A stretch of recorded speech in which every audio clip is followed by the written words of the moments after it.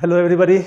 Now आज हम बात करेंगे, इस वीडियो में हम बात करेंगे electric field due to dipole के second case on the equatorial axis की। इससे पीछे वाले वीडियो में हमने चर्चा किया था electric field on the axis of dipole. Now today we have to discuss the electric field due to dipole and the position is on the equatorial axis. Then second case,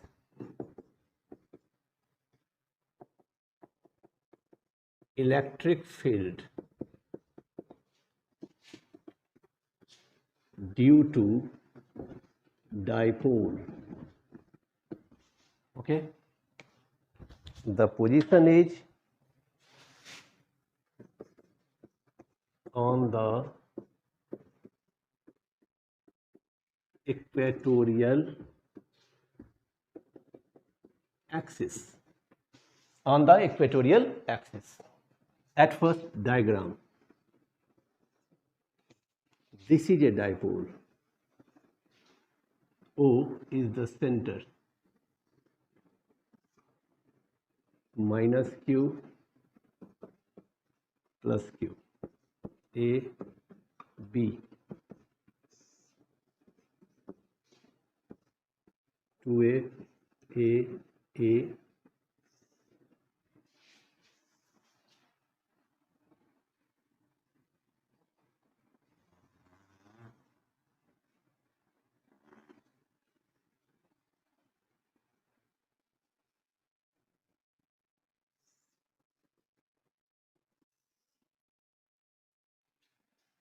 direction of P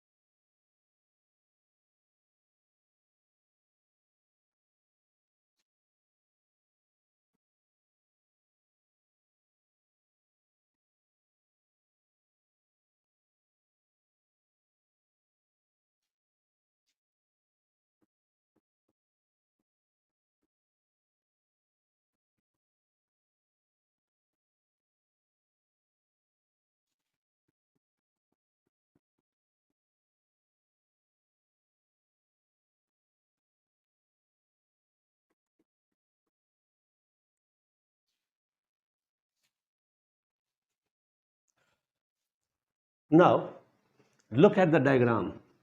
AB is a dipole, minus Q at point A plus Q at point B. O is the dipole center, 2A is the distance between the two charges. Vector P is the dipole moment of this dipole AB. Since O is the center, so OA equal to OB equal to A. Now, what do you mean by on the equatorial axis? In simple language, equatorial axis is perpendicular bisector of AB. ये OP क्या है? Perpendicular bisector है किसका? AB का। ये OP इस AB को 2 equal part में डिवाइड कर रहा है। ओके, तो इक्वेटोरियल एक्सिस का मतलब होता है कि पॉइंट P कहाँ लिया जाएगा? On the perpendicular bisector of this line AB. That means another aspect, another point of view is this point is perpendicular to the direction of dipole moment. ये point P देख रहे हैं, इस direction पर क्या है? Perpendicular. Okay, now point P is on the perpendicular bisector, so angle at point A and B is same. Okay, according to the theorem कि perpendicular bisector पर कोई भी पॉइंट दोनों टर्मिनल पर इक्वल एंगल बनाते हैं. A पर भी थीटा, B पर भी theta. AP is the distance of point P from point A. BP is the distance of point P from point B. Okay. Now A side PN parallel to AB is drawn. Now negative charge का electric field charge की ओर, that this is E1. Positive charge का electric field charge से outward E2. Okay, ये theta तो ये भी theta, alternate angle same. ये theta तो ये भी theta, corresponding angle same. Okay, now let an electric dipole AV of dipole moment vector P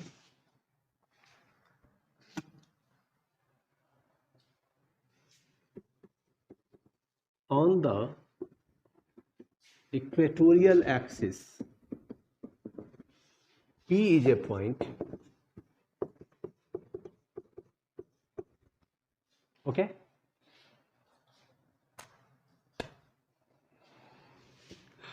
for triangle AOP and BOP. APA square equal to BPA square equal to R square plus A square. This is the distance R.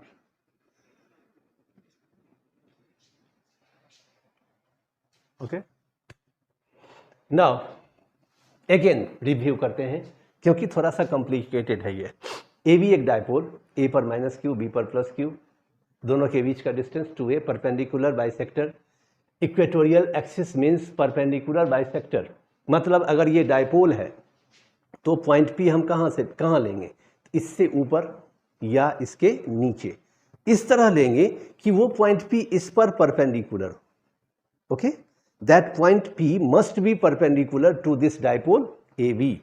Okay, so तो अब point P A पर theta, B पर theta, दोनों जगह equal angle बनाएगा. From the geometric theorem A side PN parallel to AB is drawn. ये दोनों parallel है और इससे AP मिल रहा है. ये भी थ्योरम है, ज्योमेट्रिकल थ्योरम है कि when two lines are parallel and the third line intersect the both, then alternate angle is same. ये थीटा तो ये भी theta. Also corresponding angle is also same, this theta then this is theta. Okay, now by the resolution of vector E1 theta angle बना रहा है यह. तो resolution of vector आपने पढ़ा होगा, 11th का टॉपिक है ये, कि जब भी कोई वेक्टर का रिजोल्यूशन होता है तो जिस एक्सिस के साथ वो थीटा एंगल बनाता है वो होता है cos थीटा. तो E1 थीटा बना रहा है Pn के साथ, ये एक कंपोनेंट हो गया E1 cos थीटा, दूसरा कंपोनेंट होगा E1 sin theta. Resolution means division, splitting of A vector in two components. किसी वेक्टर को दो कंपोनेंट में तोड़ देना ही कहलाता है रिजोल्यूशन. तो एक हो गया E1 cos थीटा, दूसरा हो गया E1 sin थीटा. फिर आइए E2 थीटा एंगल इसी के साथ बना रहा है Pn के साथ, यहाँ हो गया E2 cos थीटा और ये हो गया E2 sin थीटा. हमेशा याद रखना है कि दोनों कंपोनेंट के बीच एंगल हमेशा 90 डिग्री बनेगा. साइन थीटा और कॉस थीटा के बीच एंगल बनेगा कितना, 90. Here E1 sine theta E1 cos theta के बीच का एंगल कितना, 90 degree. E2 sine theta E2 cos theta के बीच का एंगल कितना, 90 डिग्री. ओके, दूसरी बात जो आपको याद रखनी है वो ये है कि रिजोल्यूशन जब भी करें वेक्टर का तो आपको ये देखना है कि जिस वेक्टर का रिजोल्यूशन हो रहा है वो वेक्टर दोनों कंपोनेंट के बीच में आना चाहिए. यहां E1 cos theta E1 sin theta के बीच में E1 आ रहा है, बिल्कुल सही है. E2 cos theta E2 sin theta के बीच में E2 आ रहा है. तो रिजोल्यूशन करते समय इन दो बातों का ध्यान आपको रखना होगा. पहली बात कि जिस एक्सिस के साथ थीटा एंगल बने वो होगा cos थीटा और दूसरा परपेंडिकुलर एक्सिस क्या होगा, sin थीटा. ओके, रिजोल्यूशन में दूसरी बात जो आपको याद रखनी है वो ये है कि जिस किसी भी क्वांटिटी का रिजोल्यूशन हो रहा है वो क्वांटिटी हमेशा दोनों कंपोनेंट के बीच से होना चाहिए, बीच में होना चाहिए. Okay, now two right angle triangle is formed here AOP and the second is BOP. Both are congruent because OA equal to OB, OP equal to OP, theta equal to theta. Okay, so both the triangles are congruent. Now AP and BP, इसलिए इसका AP बराबर हो जाएगा किसके, BP के. और AP और BP दोनों क्या है, hypotenuse.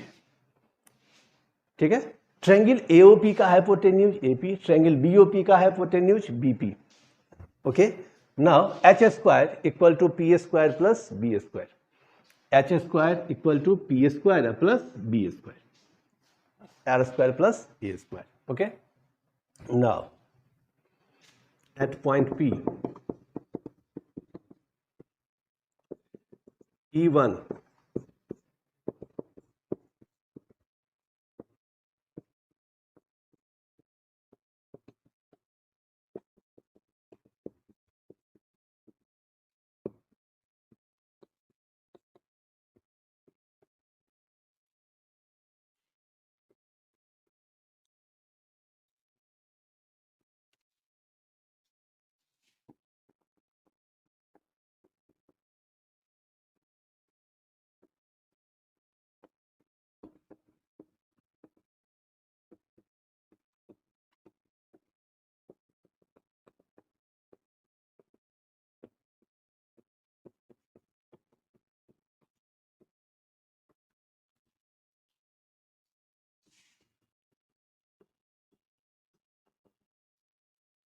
okay.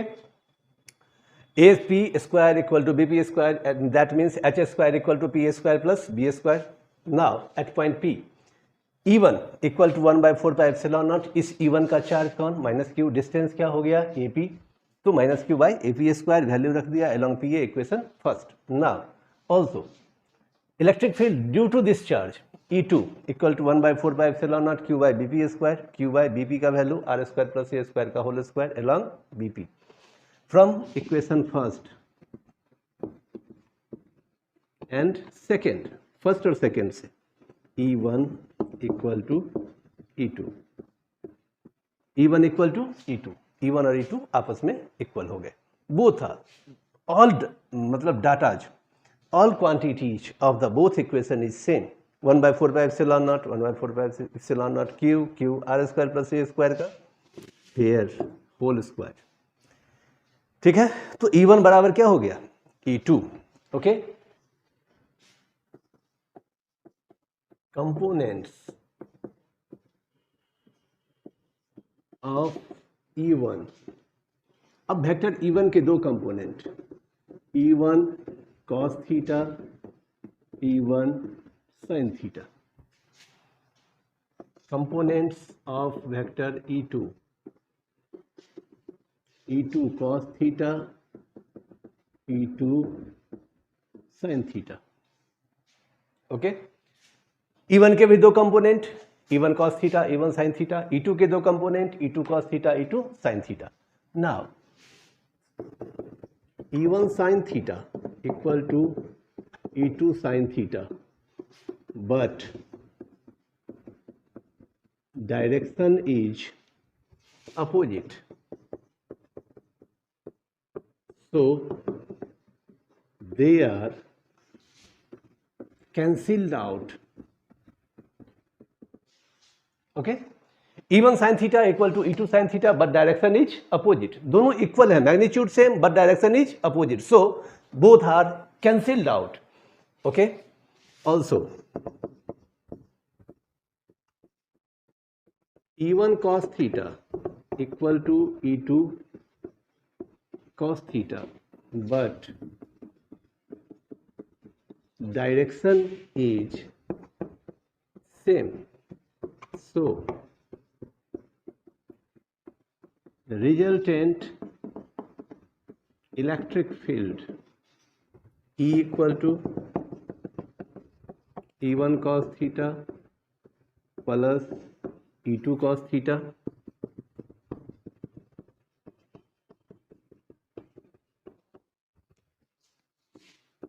E1 equal to E2. अब क्या है कि E1 cos theta, E2 cos theta दोनों सेम है, डायरेक्शन भी सेम है, मैग्नीट्यूड भी सेम है. In that case resultant vector equals to the sum of the two E1 cos theta plus E2 cos theta. Okay. Now E1 equal to E2. So E1 cos theta plus E1 cos theta, E equal to 2E1 cos theta. Equation third for triangle AOP cos theta. For triangle AOP cos theta equal to B by H. that means OA by AP, A by root under R square plus A square.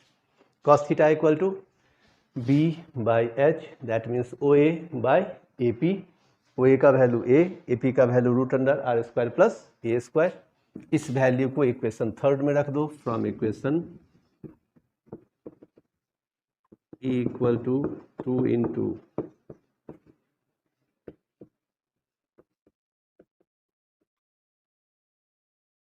R square plus A square into A by root under R square plus A square. 2 into E1 का value 1/4 epsilon not Q by R square plus A square रख दिया. cos theta का value A by root under R square plus A square, ये भी put कर दिया. अब इसको थोड़ा सा सिंप्लीफाई कीजिए. 1/4 epsilon not Q into 2A by base same, power जुड़ जाएगा R square plus A square, R square plus A square, power 1 और रूट का पावर हो गया हाफ, और दोनों किस फॉर्म में है? मल्टीप्लाई के फॉर्म में है. So power becomes 3/2. Then E equal to 1/4 epsilon not Q into 2A by R square plus A square whole पर power 3/2. Okay, Q into 2A equal to P, that means dipole moment. For dipole, A is very less than R, so A square is negligible. Okay, similar इससे पीछे वाले case में भी हमने देखा था कि for a dipole A is very less than R, so A square is negligible. So